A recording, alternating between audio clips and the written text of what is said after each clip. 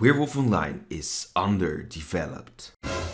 There is too much focus on cosmetics, which destroys the game. In the first video, we took a look at balance of the setups, and today we will look at balance again, but then at the development side of the game. Stick around if you want to hear the truth.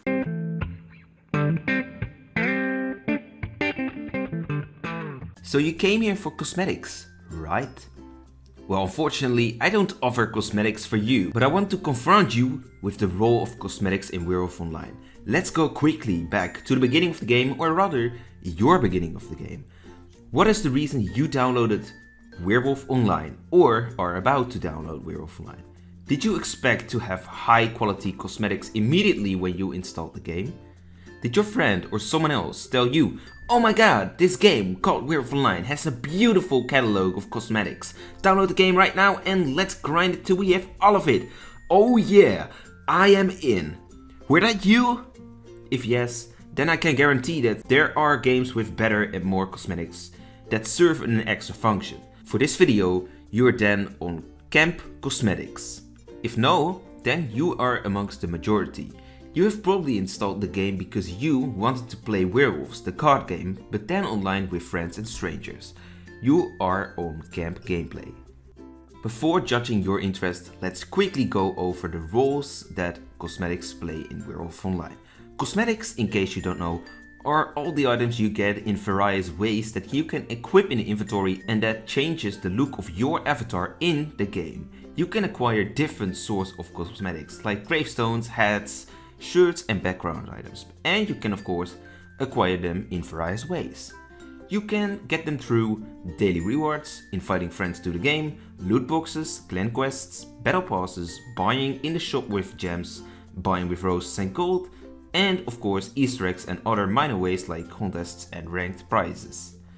Amongst these categories, daily rewards, inviting friends, gems, roses, gold and Easter eggs are all ways that don't involve you getting XP through games, or it involves little gameplay in the case of roses. Loot books are a minor way as well, as there is no guarantee that you will get an outfit part, let alone an outfit part that you actually want. The elephant in the room, or should I say elephants in the room, are clan quests and battle passes.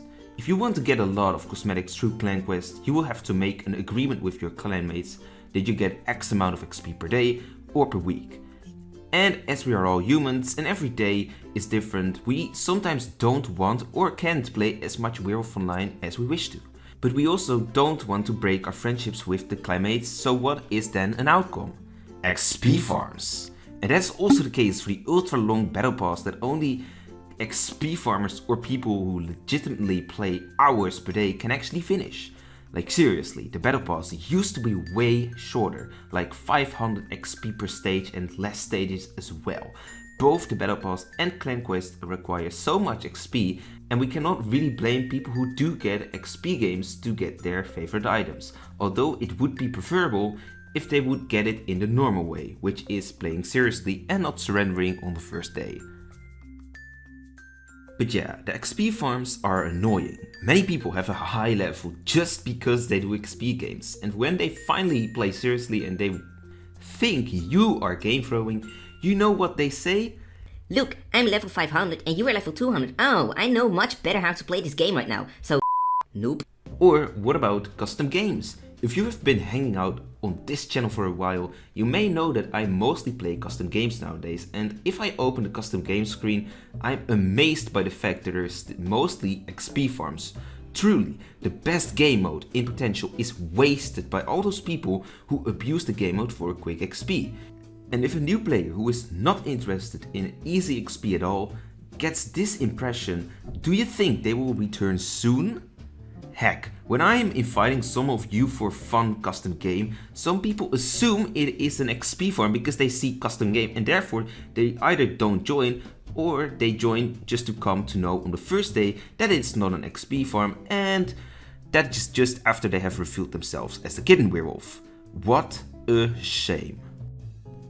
Once again, I don't think that it's your fault if you're that person who does XP farms. This fault can all be directed to the developing process that happened in 2020. 2020 is a crazy year, I know, but if there is one industry in which there was so much opportunity due to the lockdowns, it is the gaming industry. The game got a major boost in March and April, and so did major Werewolf Online YouTube channels like mine and Jack FWWO grow. Still, the developers have not been able to keep up with the pace. I will show you right now what updates have dropped in this year, and you will be stunned to see the lack of actual good new features. If you want to read the full messages, feel free to pause the video or check the announcement channel in the official Werewolf Online Discord server. Link is in the description. But in a nutshell, the only interesting additions regarding gameplay were 5 new roles in April, and that's 6 if you count Accomplice, and the additions of voice games in custom games, which is not even used that much to my knowledge, also because the most custom games are XP farms. Besides those things, there have been a lot of setup changes, especially in ranked, and bug fixes, but something that continued was the supply of outfits to the game. If you don't know, the developers don't design the cosmetics, but the community does. There are some crazily talented drawers out there who actually design these cosmetics, and although I don't have anything against that, I need to make a bold statement here.